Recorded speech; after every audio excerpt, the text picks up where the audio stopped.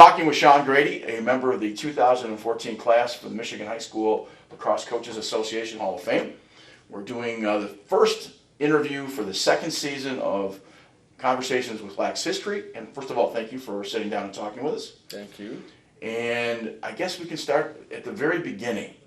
You're a Brother Rice guy. Yes. And maybe start talking about maybe a little bit how you came to lacrosse. Well, how I first started in lacrosse is growing up.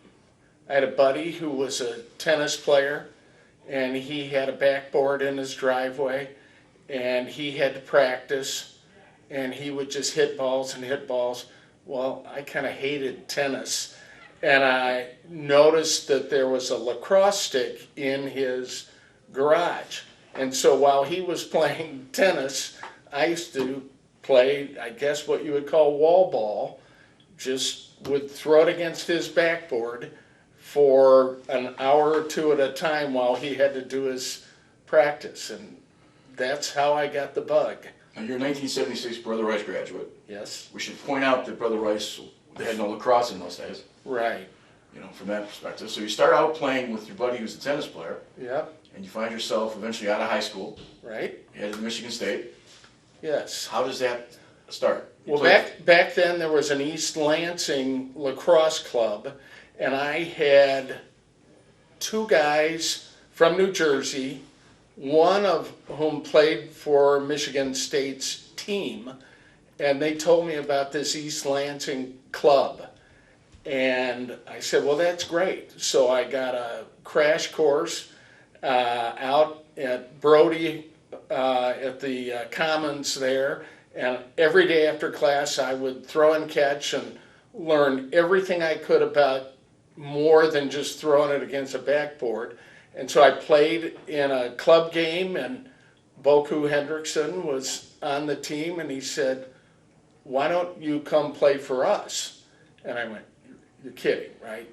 And we must not have been that good then, because the next year I came out and I played for Michigan State then for 4 years. Who's the coaches that stayed at that point? Nevin Canner and Boku were our coaches. And then Rich Kimball, who obviously took the program to a whole nother level, his first year was my last. Probably not his favorite year. I think we went 1-14, and we had to win our last game in overtime, which was our first win. You know, he said that was one of his best, he was the most fun to coach was that team. And mostly because of the level they had to play at. Yeah. And mostly because he said he never had a better, harder working group of kids. Yeah. He was a kid himself, because he was only he was 25, he's young. He's only probably a few years older than me. But you wouldn't have known it by the way he coached. Very mature beyond his years, and he really knew his stuff, and he took us to play teams that were tougher. He was making it a grown-up program, and while everyone had done a great job up to that, I think Rich, just maybe with his contacts on the East and his ability to work with the athletic department, took it just to a whole new level up till the point that they dropped it as a varsity. I'm curious, you came to lacrosse by today's standards late, obviously 17, 18, 19 years old. Were you what other sports did you play in high school? I played hockey, and I think I was all third line.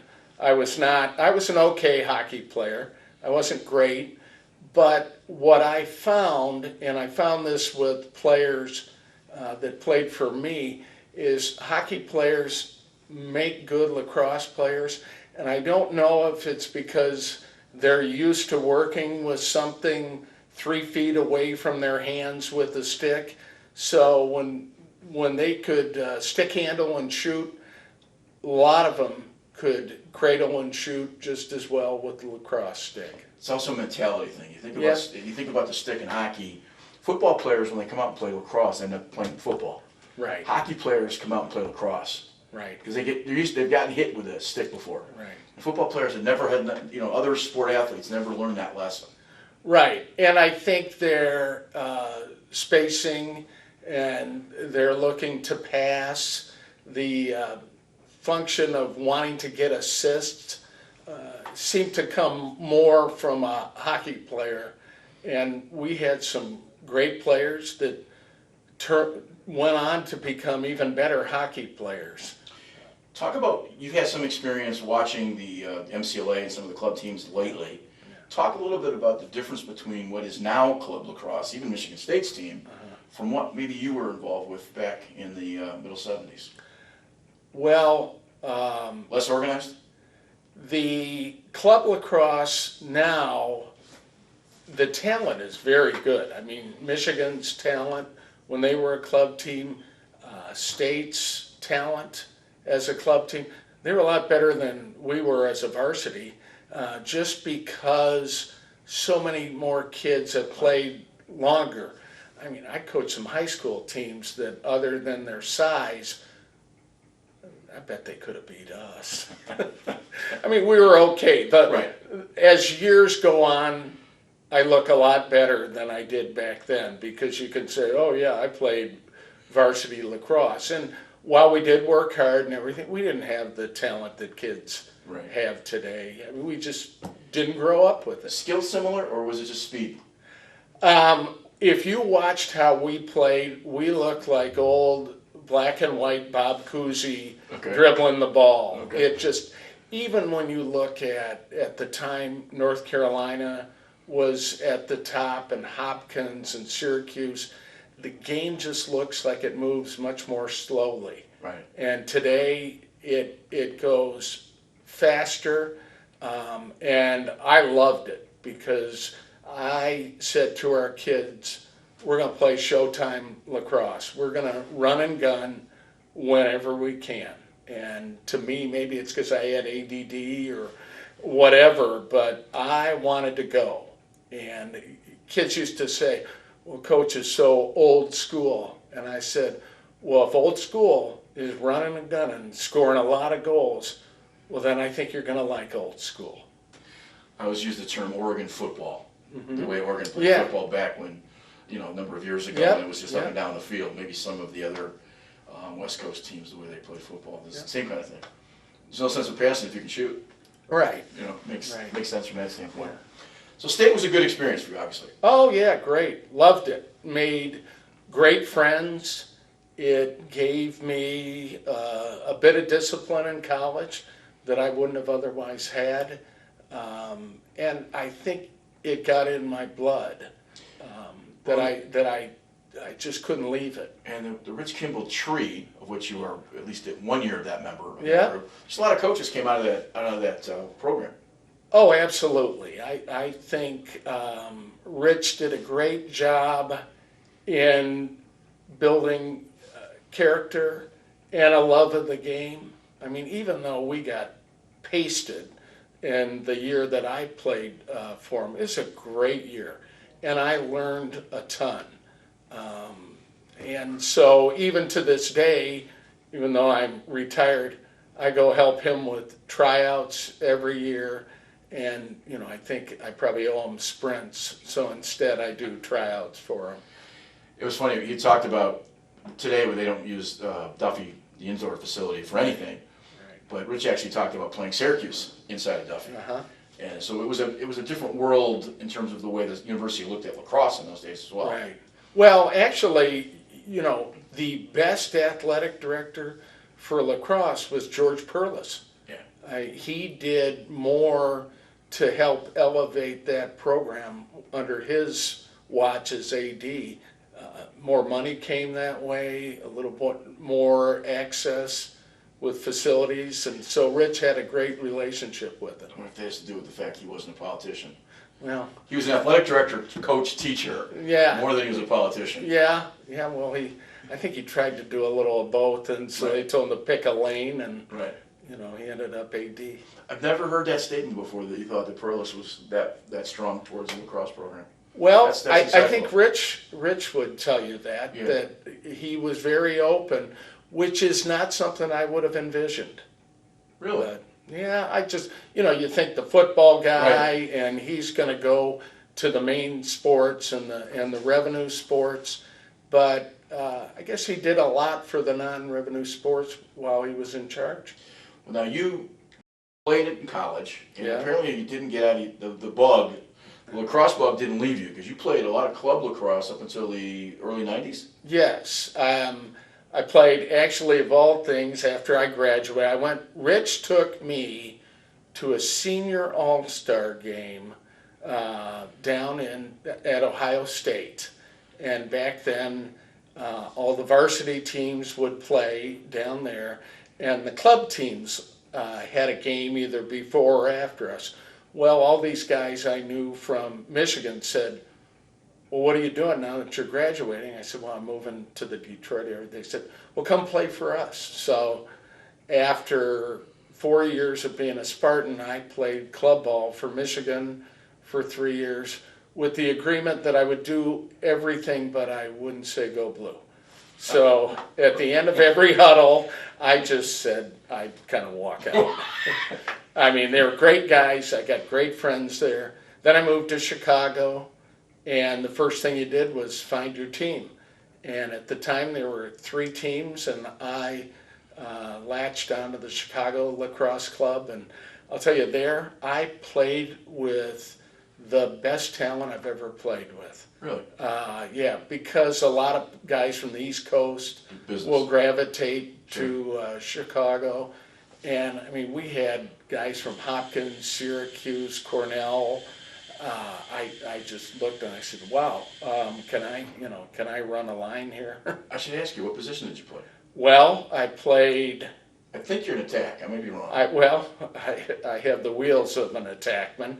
I played attack at the end of my career at Michigan State, mainly because the greatest attackman they ever had, Kevin Willits, broke his leg, and we didn't have another attackman. So I guess I'm no Lou Gehrig, but when Kevin broke his leg, I started playing attack, and that's what I did. When I went to Chicago and at Michigan, they had such great attackmen that I played midi, and I was a face-off guy. When I played at in Michigan. your heart, what position do you love the most? I love middies. Okay. And I used to tell our middies that, the attackmen, they get all the glory. We do all the work. And so that's what I said. God loves a good midi. Any great personal stories from the club days? Not any that I want to put on film. Well, no, we had a great time. I think the friends I made in Chicago when I went there and when I played at Michigan, these guys are still lifelong friends. I don't think people recognize. I go to Vail from time to time. Yeah. And I'm just astounded how much we don't look at senior lacrosse as a viable. Certainly, it's not as fast, and it's all the things you would expect. But the camaraderie that builds up with those guys that have played against each other for years. Yeah. I lived in Lake Placid for a long time. Okay. There's a lot of senior stuff played up in Lake Placid during the summer. Yeah. Especially during their festival. And you watch these guys, and again, there's 4 people watching, which is 3 wives and a couple of grandkids sometimes, and they just have a ball. It's great. I got to play for a 60 and over team down in Florida in a tournament, and I would love to go to Lake Placid. And we did go to Vail as a Midwest team. So everybody from Chicago, Cincinnati, Columbus, Cleveland, Detroit, they put up their players, and we went to Vail, and we actually won it one year. That was a great time. Eric Hoffman, who used to be the Novi coach, Uh-huh. was my goalie at Eastern Michigan. Okay. And Eric was probably 35 at the time, balding, obviously overweight, and we played Michigan once, and he had a beer that he had taken back into the net, which apparently now is against CCLA rules, but it wasn't at the time. Yeah. And he'd smoke a cigarette. He joked about smoking cigarettes so he could open his lungs and breathe because he couldn't breathe very hard. Yeah, it was a different world. But Eric got picked up, and he was a high school All-American, and I believe he was a college Division III star as a first couple of years, but he played a bunch of it, senior lacrosse, and so also would tell stories about how much fun it was. Yeah, yeah. So from lacrosse into now, when would you pick up the coaching bug? When did that all start? 2002, a gentleman named Dale Rowley moved to Okemos from the East Coast. His son had played lacrosse. He tried to sign him up for a team, and the only one he could get him into was either Waverly or East Lansing, and Okemos didn't have a program. So he looked to start it, and somebody said, you need to contact Shawn Grady, and I got with him and I said, well, I'll be glad to help. And we had a 7th and 8th grade team, and that's how we started. I was just helping. And his son was in 7th grade. So the next year, half the kids went on to high school, and they said, well, now what? And I said, what do you mean, now what? I'm helping. And my buddy said, well, my son's in 8th grade now. I'm staying here. And so I looked around, and there was nobody to coach, and I didn't want these kids to get let down, so I guess I'm coach. And that's how it started, and I never looked back. Once I said I'd do it, I embraced it. Did Okemos have a high school team the very first year the MHSA had it, or was it after that? No, we were in the club years. Okay. Was it? MSLA? Yeah, MSLA. We did that for, I don't know when we started MHSA. 2005. Okay, so we did 2003 and 4 as a new team. Right. I think we played in the D League or with all the developmental guys. Yeah. So then when the MHSA decided to sponsor it, Yes. it then became, Okemos was part of that first group. Yes. Okay. I went to our athletic director and said, we want to be part of this. And he said, I'm not so worried about your energy and commitment now, you and all your parent group. It's the second generation. It's the third generation. How do I know that this will stay here? And so I said, well, I'm not going anywhere. Right. I'm not coaching my kid.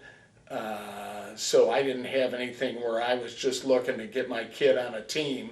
I didn't know any of these kids. I did eventually coach my son for 3 years, which was a ton of fun. But I coached before and I coached after him. And I met so many great young men. And I hope that in some way I had a little bit of part in helping them become better men.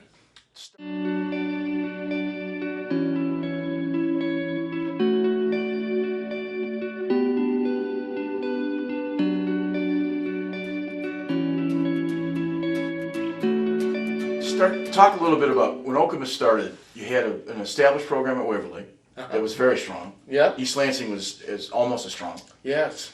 Not many other programs in the mid-Michigan area. Right. And Grand Rapids hadn't really, with the exception of East Grand Rapids, Mm-hmm. Forest Hill Central wasn't Forest Hill Central at the time. Not yet. Nor was Rockford. Right. So their world hadn't caught up yet, if you will. Uh-huh. How did Okemos? How did that? Talk a little bit about mid-Michigan lacrosse. Well, and how you guys looked both east and west. You looked at Detroit in a way. Yeah. I'm assuming you did. sure. And you had to look east and west to a certain extent. Well, From a planning standpoint. yeah. What I knew is that we all had great athletes, but I needed to have a great youth program. And if we were going to be good, we had to make sure that we had competitive younger age groups. Although I'm not one of these coaches that said I had to have them year round and this had to be everything. I believe that none of these kids are ever going to make a dime off this sport. So I want them to play multiple sports, but I knew that we had to get kids younger because I saw how good these kids were compared to what I ever was when they started young. Like if you play golf, if you play tennis, if you start when you're 10, you're going to be pretty good. Right. If you pick it up when you're 20, you might be good, but so. You can't replicate mileage. Right, but then again, I always had a little bit of a governor on the throttle. I didn't want first and second grade teams. I didn't want this. I said, we've got to control this because I saw what soccer did to a lot of kids. We went from fall to 3 sessions indoor to spring to tryouts to summer leagues and camp and then to fall. And a kid just kept switching jerseys. They never stopped. And yet I wanted a kid that when it was time to start tryouts, they were excited that they got their stick in their hand. Doesn't mean they couldn't play some in the off season, but I wanted them to say, thank God it's time to play lacrosse again. Question I've always wanted to ask guys from the beginning in East Lansing, as well as, I say, mid-Michigan. Did you guys ever feel like secondary cousins? And I say that because at Waterford, when we originally started, we were always the second cousins because in Division 3 and 4, you never got the same opportunities that the 1 and 2 guys had, and because they controlled everything, Right. from the board standpoint and all the rest of it. Was there any feeling of? I thought that we were a pretty good secret for a while. We didn't have a lot of great teams. Waverly and East Lansing were great when we first started. And then, unfortunately, East Lansing did not have a great youth program. And so, I could have told you when we first started that East Lansing was on a decline because we'd have 25 kids on a 5th and 6th grade team and they would have 4 subs. And you just knew that just by numbers you were going to do it. We also had an amazing coach in the beginning at our youth level, Blaine Harrison, who played for the Canadian World Team. Yep. Who played for Rich back when Rich had really good teams. And Blaine was in our town, and he coached my son and some of the younger players. So the kids I got from him, they were good. It's not like what Brother Rice gets from Stephen McNulty and the Warriors, but I got good kids. And Blaine, step up. Yeah, Blaine was so instrumental in taking our young program and making them better. Were you an independent, or was the Capital Circuit a actual league when you started? We were the CALA in the beginning. Probably by the time the MHSAA came on, we were CALA, Capital Area Lacrosse Association. And by that time, it was Holt, Waverly, East Lansing, us. I believe Hazlitt and Williamston combined and then came in. DeWitt came a little bit later, and Grand Ledge came much later. We thought they would never come just because baseball and football really ruled there. But I knew when they'd come in, they'd do well. Good athletes. Yeah, I mean, we had to deal with who went to school in our zip code, but we had good athletes. I mean, I knew they were good in other sports, so I knew they'd be good. Did you travel much in those days? Oh yeah. Well, Just to get games. Well, we had a grass field, and we didn't want to be on our grass field till after spring break. So, I said we're like the circus. We would go on the turf tour. We would play anyone and said, we'll come to you. Do you have turf? We'll come play you. Right. And so we did that, and then we also played a lot of teams that we had a relationship with. So every year, probably once the MHSAA started, we would play De La Salle because Mike Jolly was there. And what a great guy. So I said, well, we've got to make this a tradition. And we did. And every other year, we'd go all the way over to De La Salle to play. We went to Holland. If you had turf, we'd come see you. And then after spring break, we played our league games, and people started coming to us, and we got pretty good.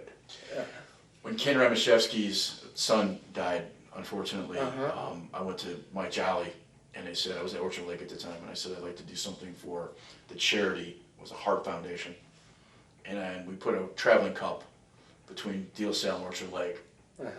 15 years later, 12 years later, whatever the numbers have been, they're still playing for the same cup and still raising money. Yeah. Mike was instrumental in allowing us to be able to have that. And the trophy turned out to be my mother's. My mom had a butter churn, an antique, right? So I made up some story about where it came from. It was, an original water bottle from the Indians, whatever I said. And they still use it. They've raised a fair amount of money. Yeah, it is a sport where you can go at each other for the game and 48 minutes, but at the end, you share something with each other. And I really tried to emphasize that with our kids, to say the game is so much bigger than what we're doing here. And I think they get it.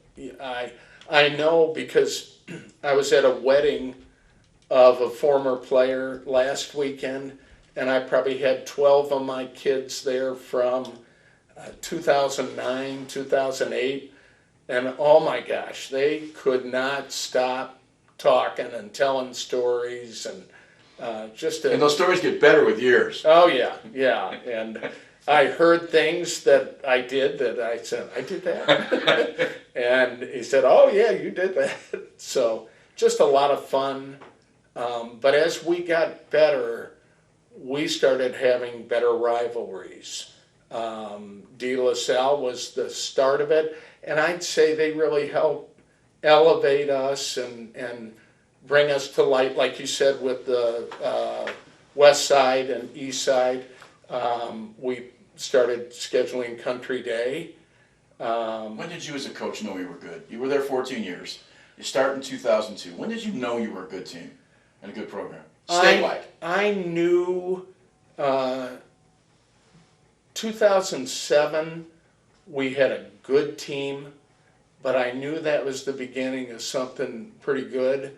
And 8, 9, and 10 we had a nice group, and then we had a little dip, and then my last 3 years there were I had more talent than I've ever had, and I was able to do things. People would say, wow, you're a good coach. I said, no, you know what makes a good coach? Really good players. So I got really good for a few years, then I got not so good, and then I got to be a really good coach at the end.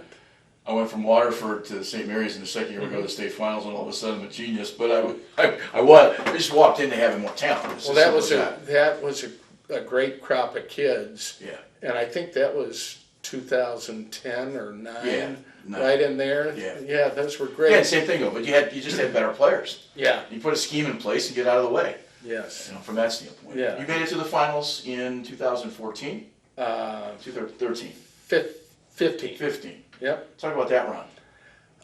Well, we had a great team then. I thought had our probably most solid defense that we ever had, and we had kids that can throw and catch. I mean, earlier in the program, you asked about when did you know you were good? When your defenseman could scoop balls and throw and catch. Well, we had, and probably the best defenseman to come out of mid-Michigan, Sam Horton, and we had middies that could fly, and I had 3 attackmen that could run a fast break like nobody's business. And we just had a blast. We scored a ton of goals. I think we had a game with Catholic Central, Detroit Catholic Central. I think it was 21-20. Wow. And we 3-hour game. We lost, but it was probably the most fun game I've ever been involved in. And our kids had a blast. We lost, but I think it did something for us to say, I mean, they went to the Division I finals. So we knew we could run with people then. We talked earlier before we started the interview. You probably don't spend a lot of time in your mind reminiscing about losing in the finals. And you had an interesting comment. I just thought maybe you could repeat it. Yeah, well, people ask me, do you ever think about that game? And I said, besides every day? No, not at all. And I look back and, woulda, coulda, shouldas. I now kind of look and say, let's see, they had a Division I player that scored almost all their goals. Now, we had a great guy defending him, but you'd think we might have doubled him. and I could go back and say, well, Right. Again, but we had not been there before.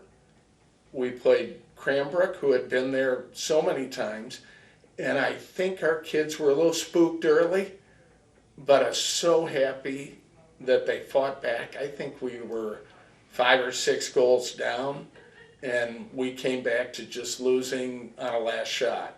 So, great run. I had a bunch of T-shirts that never got handed out that I had to dispose of, and had a bus ride home I wish was a little different. But, great kids, great experience. I think that'll be with them their whole lives. There's no doubt. Yeah.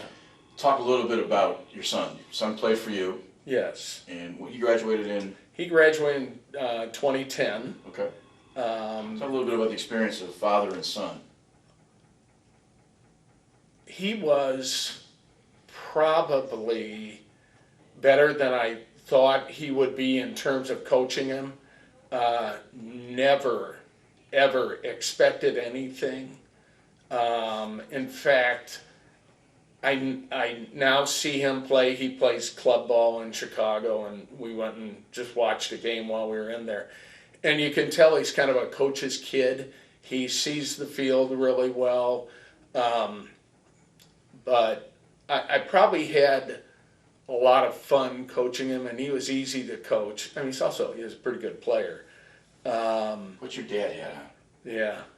No, answer the same question, but put your dad hat on for a second. Yeah. What did that mean to you? It's great. It was great. That can be a trying time with the parent. So, there's a lot of things going through kids, hormones, peer groups, pressures. So having lacrosse as a foundation, I always knew we'd be okay. And so I think that was a big part of it. If I asked him today what the most enjoyable part of playing for you is, what do you think he would tell me?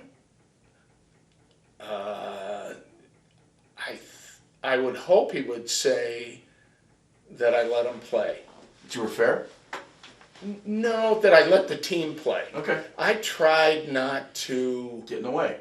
Yes, I tried to teach them philosophies and kind of spacing, and we might set up formations, but we didn't have plays.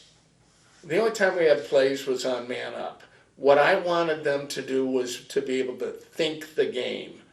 And so while I know some coaches will script it real tight and this is what we want, I wanted them to get the feel. And in a way, it helps them not only know the game better, but I think it helps them become better leaders as people. And so I was kind of I won't say hands off, but I did want them to kind of figure it out. Now, mind you, if they weren't figuring it out, we called timeout and they got help. But I would hope that he would say that while we had the discipline of a program that, we let them play. Now, somewhere along in your career, you decided to take one more step. You were the president of this organization, Michigan High School Lacrosse Coach Association. Yeah. I believe you took over in 2007. Does that sound right? And I don't know. 7 or 8, but somewhere in yeah, there. probably in there. And the reason I was because somehow I was vice president, and the president then could not serve, and I guess I went, well, kind of like how I became coach. I went, well, I guess I'm the president, which at the time I just thought, I'm not really worthy. These guys that I'm working with, whether it's the Catholic League coaches in the Detroit area, or the Birmingham's or Troy Athens, and the guys at East Grand Rapids and Forest Hills, I'm going like, what am I gonna do? So, but I knew that we had things we had to do, and so I wanted to make sure that we did them well. The whole all-state process became kind of a powder keg, but we had Tony Quinn, who was the head coach at Forest Hills Central, run that for us, and Tony did a great job. And I tried to let Tony be the man there, and not that I was absolving myself and washing my hands, but I figured I didn't have to do everything. You're the least micromanaging guy I think I've ever talked to. Is that fair? Yeah. You let people do their jobs. Well, if you get really great people and then you have to tell them what to do, you're not taking advantage of their greatness. Right. So, in my business, that's how I did it. The problem you have is when you don't get great people. And I would say when our kids were coming up and the program was coming up, I was probably more of a micromanager because you had to. It's like a maturity. You're into telling. And so there was some telling early on. With the Coaches Association, I had Mike Jolly was on the board. Tony Quinn was there. Jim Carl came along. Mike Costello.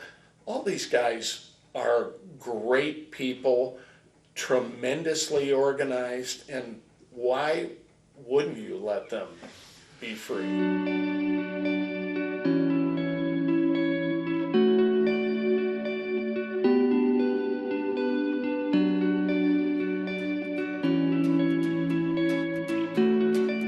How much did the 2009 Coach of the Year mean to you?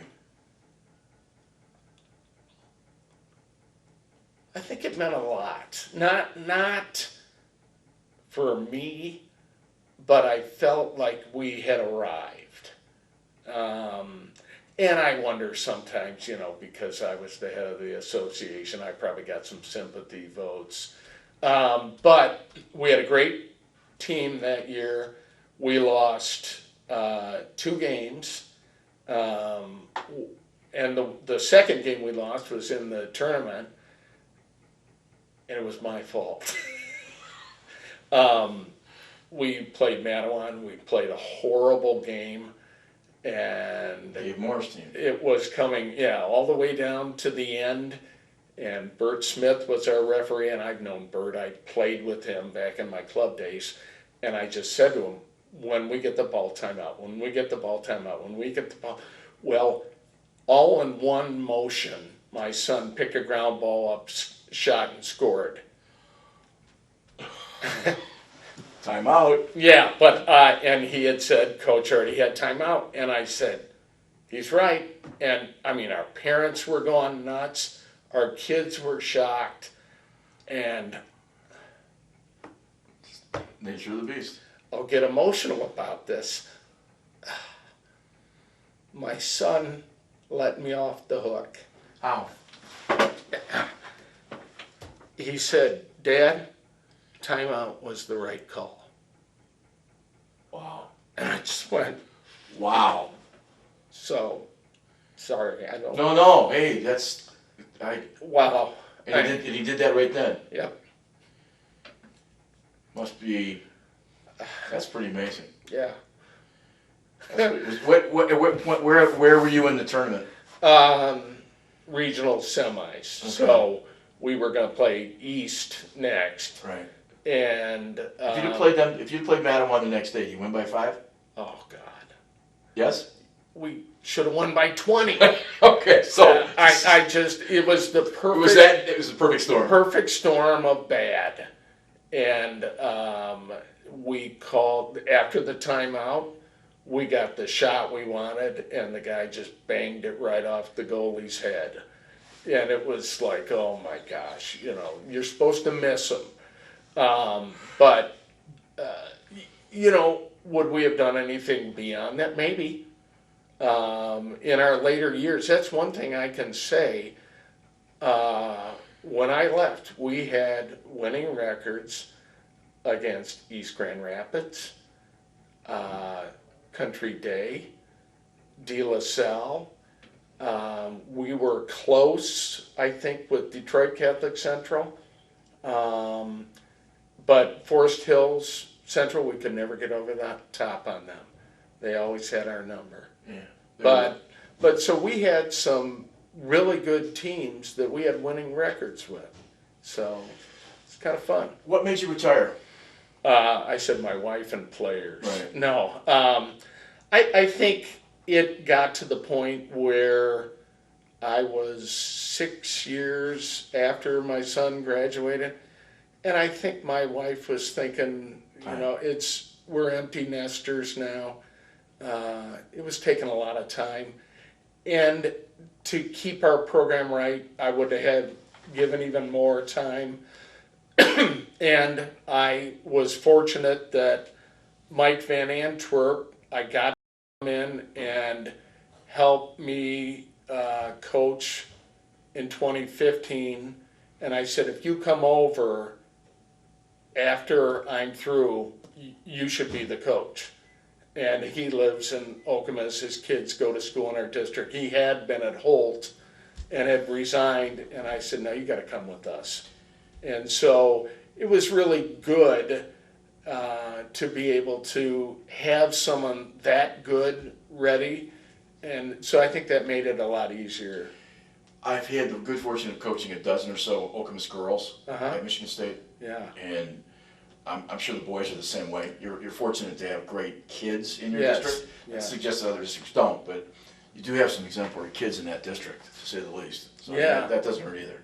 Yeah, and we worked hard at making sure they were good kids. I mean, we talked almost every day about making sure that we did the right things. Now, were they all Boy Scouts and Girl Scouts? No, but I think we gave them pause, and maybe we made some people make some choices that were better choices, which to me was important.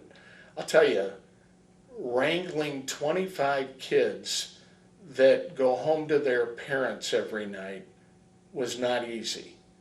I don't know how a college coach can get it done, because they don't go home to their parents. Did you get much parent interference? Never. Okay. Never. It was great. The first year I coached, we had our parent meeting. I said, this is going to be the most magical year ever. And they looked and they said, why? I said, because none of you know shit about the game, and none of these kids have ever had a better coach. They were all new, so They didn't know the sport, so yeah. they can't So tell them and no, our parents were good. Did you have the occasional? I mean, it always does, Sure. but I don't know if it's because I was a fossil and they thought, well, he's been around so long, he knows. But I never got much guff at all. I had very supportive parents. The last couple of questions, but the one of the questions I've asked almost everybody. the state of the sport, we talk about it being this upcoming sport. We've been doing it for 50 years. Yeah. That doesn't make us new.